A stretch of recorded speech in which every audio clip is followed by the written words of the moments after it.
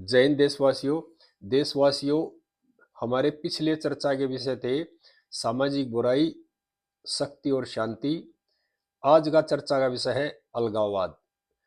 आज इस विषय पर चर्चा करनी बहुत जरूरी है, क्योंकि पिछले बुधवार को हमारे विदेश मंत्री ब्रिटेन में थे और वहां के अलगाववादी तत्वों ने हमारे विदेश मंत्री का रास्ता रोका और देश विरोधी नारे लगाए। तो सभी देशवासियों से मेरी प्रार्थना है, इस विषय पर सोचना बहुत जरूरी है। और अलगाववादी भाइयों से भी मेरी प्रार्थना है कि आप भी इस विषय पर शांति से बैठकर सोचें। जहां जहां अलगाववाद का जन्म हुआ है, वहां वहां अशांति आई है। जिस राष्ट्र में अलगाववाद ने जन्म लिया है, वो राष्ट्र कमजोर हुए हैं, और जिस परिवार में अलगाववाद ने जन्म लिया है, वो परिवार कमजोर हुए हैं। मेरी अलगाववादी भाइयों से प्रार्थना है कि आप ठंडे दिमाग से सोच कर देखना। जब अफगानिस्तान में हमारे भाइयों के साथ संकट आया, तो हमारे प्रधानमंत्री ने अफगानिस्तान से उनको निकाल कर हमारे देश में शरण दी और उनको नागरिकता दी। और जब जब हमारे देशवासियों पर, चाहे उनके पास ओआईसी कार्ड था, उन पर संकट आया, तो हमारे प्रधानमंत्री ने बाइज्जत उन लोगों को वहां से निकालकर हमारे देश में स्थान दिया। इसमें कई देश है: Afghanistan, Iran, Haiti, Ukraine, Israel, Maldives, Sri Lanka. ऐसे बहुत देश हैं। जब जब हमारे निवासियों पर, हमारे नागरिकों पर संकट आया, तो हमारे प्रधानमंत्री जी ने आगे बढ़कर सभी भारतीय नागरिकों को, चाहे उन्होंने नागरिकता छोड़ भी रखी थी, उनको भी वहां से निकालकर अपने देश में जगह दी। तो मेरी अलगाववादी भाइयों से प्रार्थना है कि आप अलगाववादी सोच से बाहर निकले और एक राष्ट्र के निर्माण के लिए राष्ट्रीय सोच के साथ जुड़े। और वक्त है ना, बदलते देर नहीं लगती। आने वाले 25 साल के बाद या 20 साल के बाद वर्ल्ड की डेमोग्राफी काफी बदलने वाली है, और उस वक्त आपको ये चीजें याद आएंगी जो आप ये गलत कार्य कर रहे हो। जब आपको पछताना पड़ेगा, क्योंकि शरण वापस आने के लिए अपने देश में मिलेगी। धरती पर आपको शरण देने वाला कोई भी नहीं होगा। और जब जब संकट आया है, और तो अपने भाइयों ने, अपने भाईचारे ने और अपने देश ने साथ दिया है, बाहर का देश कोई साथ नहीं देता। और वर्ल्ड के जो घटनाक्रम है ना, वो बहुत स्पीड से बदल रहे हैं, और पता नहीं किस दिन वापस से छोड़कर आपको यहाँ शरण लेने के लिए आना पड़ेगा। जो स्वार्थी लोग हैं, वो अपने स्वार्थ के लिए अलगाववाद को जन्म देते हैं। स्वार्थी सोच हमेशा विनाश की तरफ ले जाती है, और पॉजिटिव सोच और सामाजिक सोच हमेशा विकास की तरफ ले जाती है।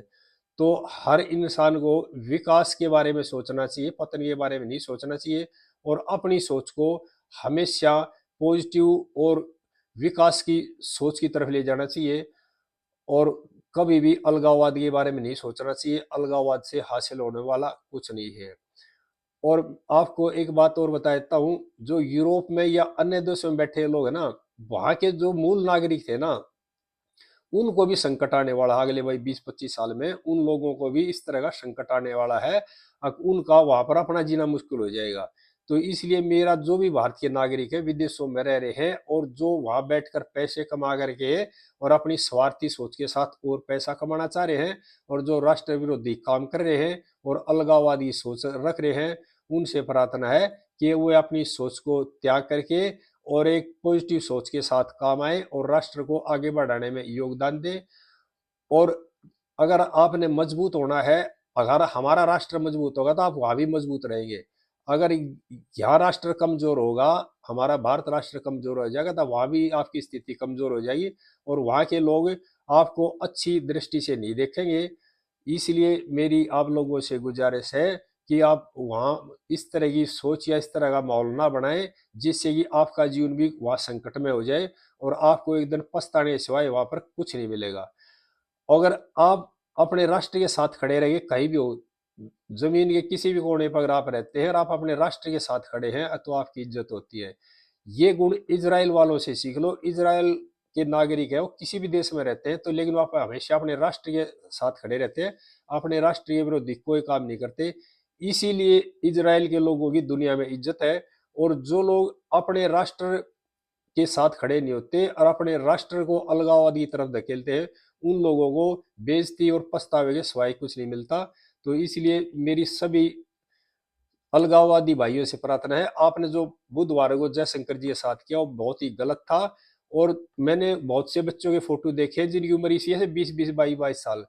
मैं उन बच्चों से कहना चाहता हूँ, मेरी बात आपको याद आएगी कि आने वाले 25 साल के बाद दुनिया के जो घटनाक्रम होंगे ना, उसमें आपको फिर हिंदुस्तान याद आएगी, और हिंदुस्तान ही आपका पैतृक स्थान है। और वहीं पर आपको शरण मिलेगी, दुनिया में कहीं शरण मिलेगी नहीं मिलेगी। इसलिए आपसे प्रार्थना है कि आप इस बात पर गहराई से सोचें, और सभी देशवासियों से प्रार्थना है कि अपने राष्ट्र हित की बात करें और अपने राष्ट्र के खिलाफ कभी खड़े ना हुए। इससे आपको सिवाय नुकसान है कुछ मिलने वाला नहीं है। ठीक है भाई, और सभी भाइयों को नमस्कार, आगे कल फिर और चर्चा करेंगे। जय हिंद।